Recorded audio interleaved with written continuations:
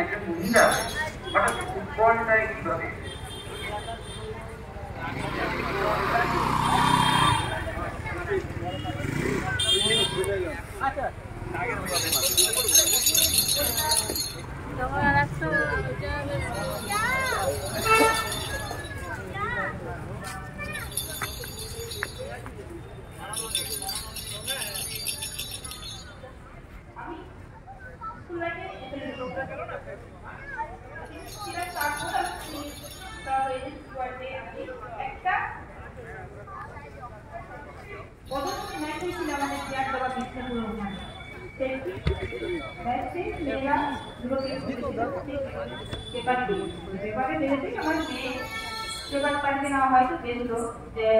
মেয়েরা ফুটবল খেলছে আমার বলছে মা দেখো মেয়েরা ফুটবল খেলছে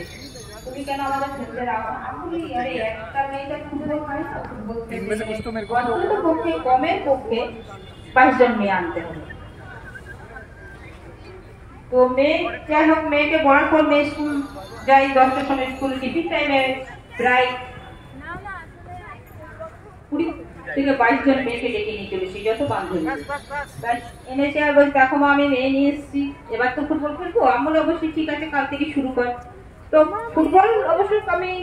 প্রথম থেকে খেলাইনি তো ফুটবল খেলাইনি ওদের মেয়েদেরকে আমি প্রায় 1.5 মাসের মতো শুধু ওয়ার্ম আপ করিয়েছিলাম মানে যেটা পিটি বলা হয় আমরা পিটি করাই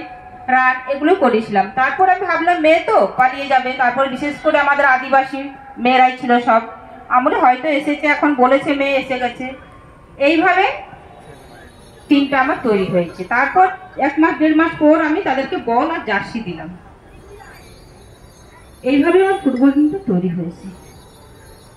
এই ফুটবল টিমের বেশ কিছু মেয়ে বোধহয় এখন ইন্ডিয়া টিমে খেলছে বোধহয় একজন মেয়ে বা দুজন মেয়ে খেলছেন নাকি আচ্ছা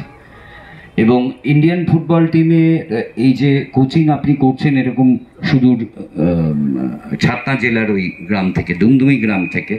পরবর্তীকালে কি দিল্লি বা অন্য কোনো জায়গায় আপনি এই কোচিং সেন্টারে আপনাকে কি আহ্বান জানানো হয়েছে না